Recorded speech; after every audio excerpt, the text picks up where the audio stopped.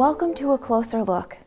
My name is Maria Reynolds, and I am the curator here at Staatsburgh State Historic Site, the Gilded Age home of Ruth and Ogden Mills. Today, we are looking at this lovely Venetian scene that is located in Mrs. Mills's bedroom. Because the painting is situated on the same wall as the doorway, it's rarely even glanced at by visitors to the house, which is one of the reasons why I wanted to share it with you.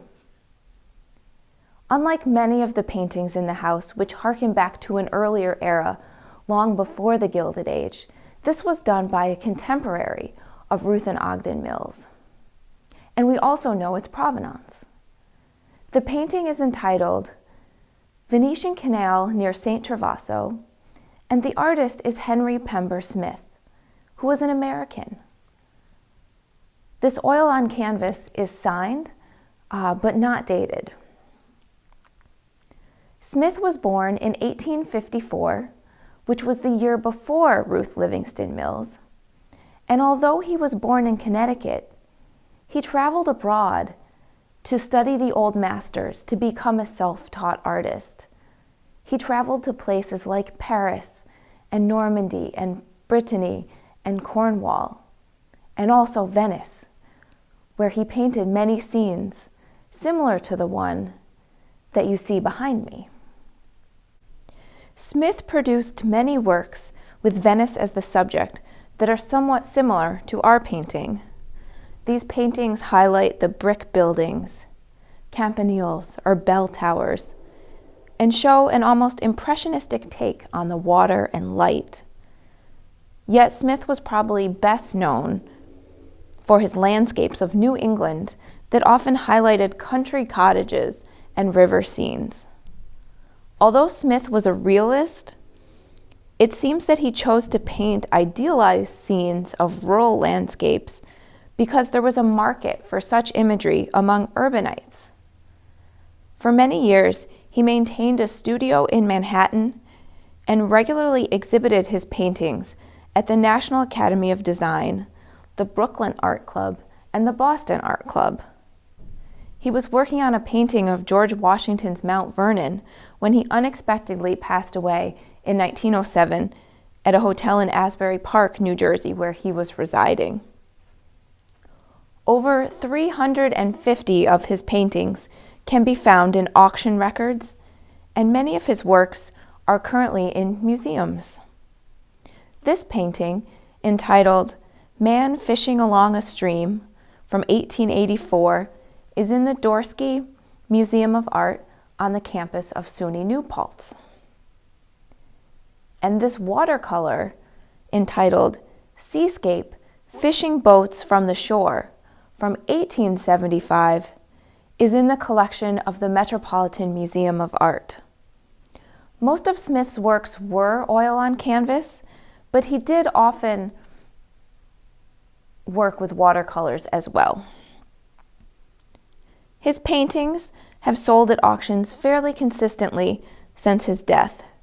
In the 1970s alone, 17 paintings were sold at auction, ranging from $275 up to $4,500. In February 2021, 8 of his paintings are listed on eBay, ranging from under $1,000 to nearly $10,000.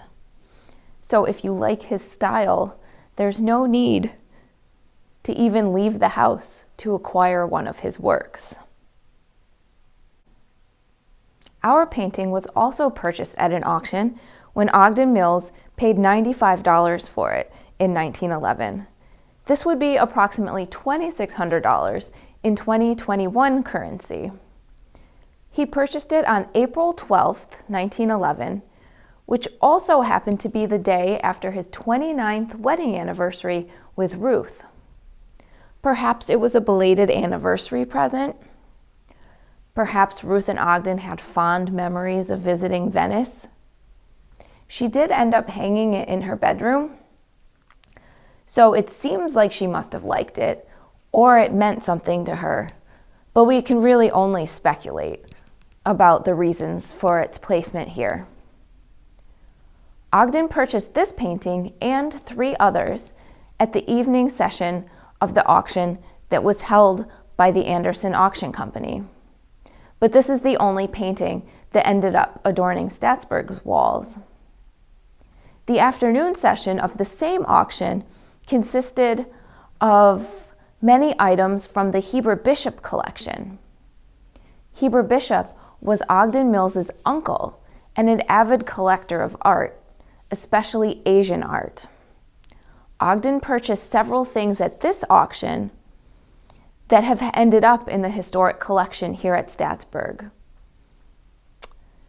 The large Japanese bronzes in the main hall flanking the front door were purchased on this day, as was the Albert Bierstadt landscape that is currently in the library.